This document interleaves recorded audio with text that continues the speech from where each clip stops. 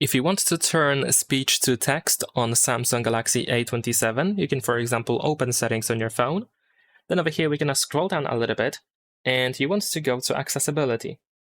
Then over here in accessibility, we're going to go to hearing enhancements, and then you should be able to find live transcribe. You can, of course, open this app, and you should be able to grant all the necessary permissions to be able to use it. You can also turn on transcription history, of course, if you need to. And then whatever you say out loud, once the language is downloaded, you should be able to convert your speech into text over here in this menu. So let me actually wait for the download to be done over here. And there we go. Now whatever I say out loud, it should be converted into the text. In case it doesn't work, you might want to exit the app and reopen it, and then surely it is going to work straight away. There we go.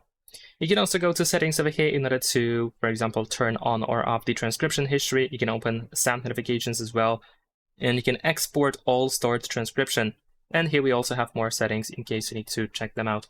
That's pretty much it. Leave a like and subscribe.